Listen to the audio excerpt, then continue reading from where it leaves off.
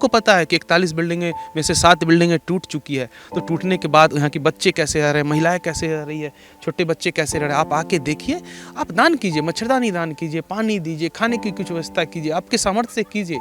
आप कोई गरीब नहीं होंगे, और जितना आप दान करेंगे ऊपर वाला आपको इससे दुगुना देगा। इंसानियत के नाते इतना कीजिए, बाकी इसमें कोई राजनीति नहीं, सामाजिक तौर पे इतना कीजिए। धीरे धीरे ये लोग अपना रास्ता बना लेंगे। बहता हुआ पानी किसी के भरोसे नहीं बैठता है। गरीब अपना किस्मत खुद बना लेगा। बिल्डिंग आप तोड़ सकते हो सर, इन मजदूरों का आप हौसला नहीं तोड़ सकते हो। सिस्टम कुछ भी कर ले, हम लोगों का हौसला जो नहीं टूट सकते। ये लोग खुद बड़ी बड़ी बिल्डिंगें बनाने वाले कौन लोग हैं? यही तो बनाते हैं ना। क्या कहेंगे? देखिए कौन जिम्मेदार? देखिए हम लोगों का काम क्या है कि एक मुसीबत आई है लोगों के ऊपर, हम लोगों का काम है राजनीति से ऊपर उठ के इनकी मदद करना। और एज ए समाज सेवक और एज ए राजनीतिक दल का एक मेंबर होने के नाते मैं ये भी बोलूँगा, हमारा ये भी काम है कि सही चीज़ें सरकार के आंखों में लाना। अभी आप कैमरा इधर ऑन दिखाइए साहब, ये है आपका उज्ज्वला नेशनल टीवी, जो भी है स्टेट टीवी, ज़रा देख लीजिए साहब। ये उज्ज्वला योजना है साहब। ये मत बोलिएगा कि कोई झूठ बोला है या कुछ फेक है, ज़मीन पे है सर। ये है साहब उज्ज्वला। हमें कुछ शिकायत नहीं है आपसे, हो सकता है बहुत अच्छा काम कर रहे हो और अच्छा आप काम करेंगे, बहुत अच्छी बात है, कोई दिक्कत नहीं, लेकिन ये सच्चाई है। हमें कि नहीं आना पड़े, आप ही आ जाइए। कभी कभी आपको भी मौका मिले, आपके मंत्री को मौका मिले, बड़े मंत्री को मौका मिले, कभी वो भी तो आए वसई नाला सोपारा में। तो ये एक समस्या है कि अब ठीक है, कोर्ट ने आदेश दिया, जिस तरह से हुआ, आपको महिलाओं ने, बच्चों और इन्होंने, उनके हस्बैंड ने आपको बता दिया कि उनके कागज़ तक उस बिल्डिंग में दब गए, उनको निकालने का मौका नहीं मिला। क्या इसको और थोड़ा सा मानवीय तौर पे इसको एग्जीक्यूट नहीं किया जा सकता था? न्यायपालिका ने आदेश दिया, कार्यपालिका को इस पे काम करना था। इंसानियत के नाते क्या उनको थोड़ा सा और मौका दे के, समझा बुझा के, बातचीत करके नहीं किया जा सकता? आज उनके कागज़ का कब्र बन गया वो चीज़। अब ये कहाँ जाएंगे? अभी आपने एक ऑटो में देखा, लिखा हुआ था, हाँ, गिर जाएगा। तो ये एक बहुत दुर्भाग्यपूर्ण स्थिति है।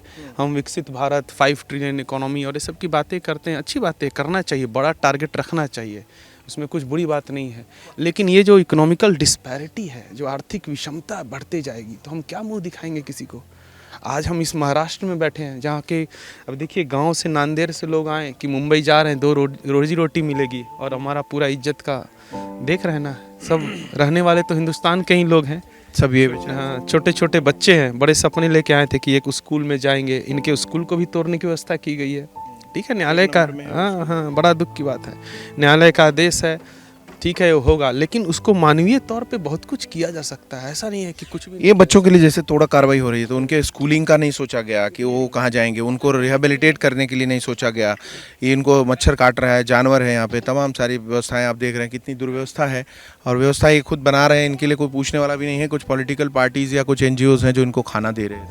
वही बात है कि आप कोई त्वरित कार्रवाई कर रहे हैं तो उसके क्या क्या परिणाम होंगे आपको मालूम नहीं है।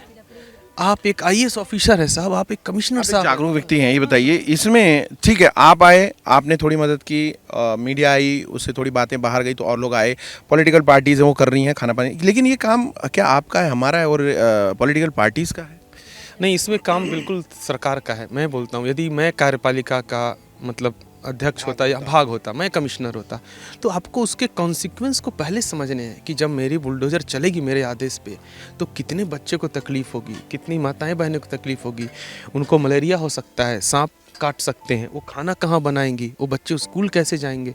देखिए, जब विस्थापन का जो प्रॉपर अरेंजमेंट का जो मैंने स्टार्टिंग में आवाज़ उठाया, आक्रोश के वश उठाया, उसमें कुछ राजनीति नहीं थी। बस हमें ये कहना था कि ठीक है, न्यायालय ने अपना आदेश दे दिया, लेकिन हम तो इंसान है ना, हम भी तो रोड के उस पार ही रहते हैं, हमारे इनके में मतलब 1 किलोमीटर का भी डिफरेंस नहीं है। तो ये आर्थिक विषमता जो है, ये तो बहुत बड़ी बात है। तो कमिश्नर को नहीं सोचना चाहिए था कि ये पानी कहाँ पिएंगे, इनके शौचालय की क्या व्यवस्था होगी। ये लोग हमारे देश के नागरिक हैं ना, महाराष्ट्र के नागरिक हैं, इनके बच्चे सुरक्षित कैसे रहेंगे। आप आए, सीधा तोड़ दिए, खाना पूर्ति कर दिए, सैलरी के लिए कमिश्नर बने हैं आप। यही हो गया, यही आपकी इंसानियत। और आपको एक रिपोर्ट पेश करना है मंत्रालय में, यही इसी तरह से लोकतंत्र बचेगा। पूरी तरह से ये देखा जाए तो मनमानी है। और मुझे लगता है कि अगर ये गरीब नहीं होते, कोई अमीर होता, तो ऐसा नहीं करते। नहीं नहीं, यदि बिल्कुल नहीं करते, वही बात है ना कि जो आर्थिक विषमता से डिसाइड होता है कि न्यायालय का आदेश को भी कैसे एग्जीक्यूट किया जाएगा। कुछ अमीर होते तो उनको ढंग से बातचीत की जाती, मल्टी लेवल ऑफ कम्युनिकेशन होता, लेटर राइटिंग होती। यहाँ पे निर्दयतापूर्वक जिस तरह से एग्जीक्यूट किया गया अदालत का ऑर्डर, चुनाव का पूरा इंतजार किया गया, और सबसे गंदी बात कि चुनाव में एक गलत आशा दिया गया गरीबों को। झूठी आशा नहीं देना चाहिए, टूटना तो तय था, लेकिन झूठी आशा नहीं देना चाहिए। जबकि इनको रिहेबिलिटेशन में मदद कर रिहेबिलिटेशन नहीं, इनको पुनर्वासन में इनको मदद करनी चाहिए थी कि बॉस ये टूटना तो तय है, आप लोग यहाँ पे इतने रुपए में घर भाड़े पे ले सकते हो, अपने बच्चे को ले जाके जा सकते हो, वहाँ जाइए, वहाँ पानी की व्यवस्था है, सुरक्षित रह सकते हो कम पैसे में, और फाइनेंशियल सपोर्ट भी कर सकते थे। महाराष्ट्र सरकार का बजट, मतलब देश का सबसे समृद्ध राज्य में से अभी भी महाराष्ट्र आता है, टॉप पे आता है। महाराष्ट्र सरकार का इतना बजट आता है, लेकिन जब गरीबों को पैसा देने की बात आती है तो साहब जो सरकार होती है खुद गरीब हो जाती है। लेकिन कोई बड़ा कोई उद्योगपति हो, उनका कोई लोन माफ़ करना हो। अभी एक महिला ने बोला कि इस गरीब परिस्थिति में हमारे पास 3 लाख का लोन है। इतनी गरीब के पास ऊपर 3 लाख का लोन है, मतलब समझ जाइए कि किस लेवल का है, कहाँ से चुकाएंगे वो 3 लाख रुपया जिनके पास अपने खाने के वांदे हैं। तो ये है कि सरकार बिल्कुल निष्पक्ष नहीं है, इसको मानिए। हम इसलिए मैं नहीं बोल रहा हूँ कि हम लोग विरोधी पक्ष में, इंसानियत के नाते बोल रहा हूँ कि आप बड़े लोगों का राइट ऑफ करते हो ना सर। आप बहुत तरह का काम करते हो, आप करप्शन करते हो, कमीशन देते हो, लिफाफे बांटते हो, सब कुछ मालूम है आप क्या करते हो। इलेक्ट्रल बॉन्ड, मैं इसमें राजनीति नहीं लाना चाहता, इलेक्ट्रल बॉन्ड करते हो। आपको यहाँ के लोगों को एक आर्थिक सहायता दे के आराम से सिस्टमेटिक तरह से इनको पुनर्वासन नहीं कर सकते थे क्या? हमारा भारत इतना कमज़ोर है, हमारा जो एडमिनिस्ट्रेटिव पावर इतना वीक है कि हम बस आके बुलडोजर चलाएं आँख बंद करके और चल जाए, घर पे सो जाए? कैसे नींद आती है इन लोगों को, भाती है कैसे नींद आती है? बहुत दुखद है कि इतने बड़े अधिकारी, उनको बच्चों का, इतने परिवारों का दुख नहीं दिखा जाता और समझा नहीं जाता, और उनके लिए कोई रिहेबिलिटेशन ऑटो पे लिखा हुआ था कि जय महाराष्ट्र और मराठा करके, ऐसे करके महाराष्ट्र का जय होगा। एक नाथ शिंदे साहब हो, देवेंद्र फडणवीस साहब, ऐसे करके होगा। आप गरीब को इग्नोर करने से के आप अपने पैरों पे कुल्हाड़ी मार रहे हैं।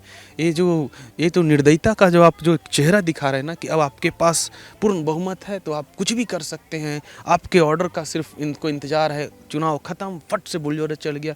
बुलडोजर चलना तय था, लेकिन सिस्टमेटिक तरह से क्यों नहीं किया गया इनको पुनर्वासन की व्यवस्था?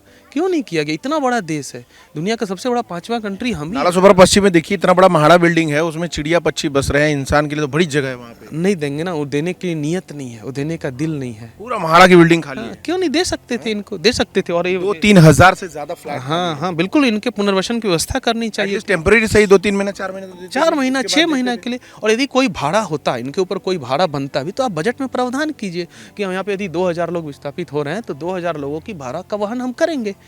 उससे सकती है, नहीं हो सकता। बीएमसी के पास सबसे बड़ी महानगर पालिका बिल्कुल Vasai Virar city municipal corporation जो है ये 3112 करोड़ के आसपास का बजट दिखाती है, लेकिन मेरा ऐसा मानना है कि ये 10,000 करोड़ का बजट है, 7,000 करोड़ के आसपास सिस्टम में आता ही नहीं है। नहीं तो इस तरह का जन बाईपास कर दिया जाता है। हाँ, जो भ्रष्टाचार कर रहे हैं उनके पास जा रहा। कैसे वो इतना धनी होते चले गए?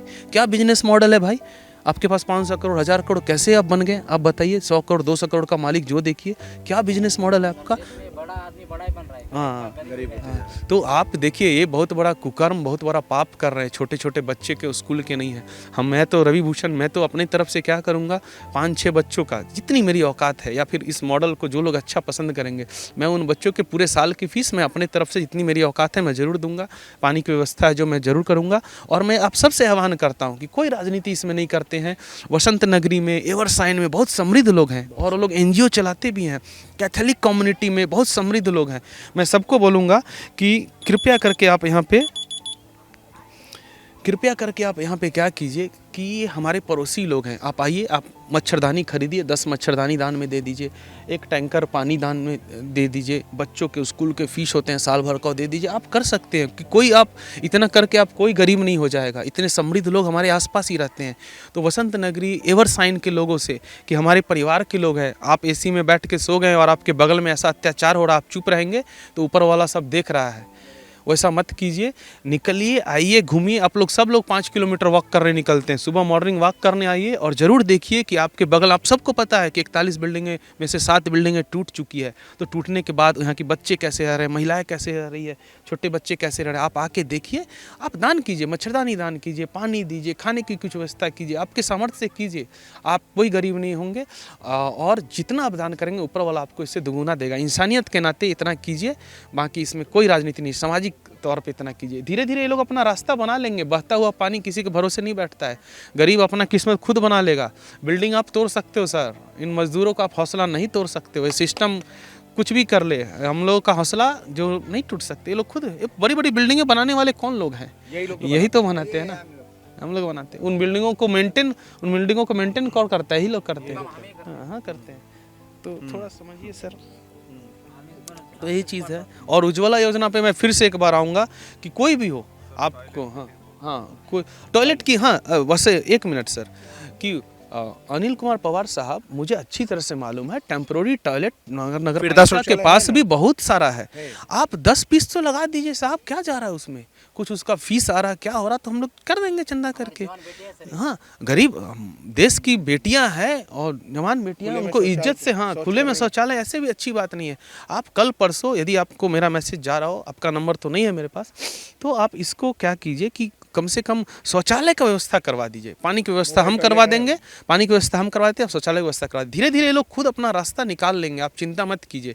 ये आपके कलेजा पे बैठ के मूंग नहीं दलेंगे। इनको, ये कानून का सम्मान करने वाले लोग हैं। किसी ने एक पत्थर नहीं चलाया होगा, पूरी तरह से न्यायालय का सम्मान किया इन लोगों ने। हमें इनका सम्मान बचाना ही होगा। एवर साइन वसंत नगरी के लोगों, हाथ जोड़ के आपका निवेदन, इंसानियत के नाते निकलिए घर के बाहर। 5 किलोमीटर दूर है, आगे देखिए कि भगवान ने आपको और हमें कितना कुछ दिया है। हमारे बगल में नहीं है, कुछ नहीं जाता है। 4 मच्छरदानी दान कीजिए, आटा चावल ये सब दान कीजिए, बहुत जरूरी है। जितना कहें कम है।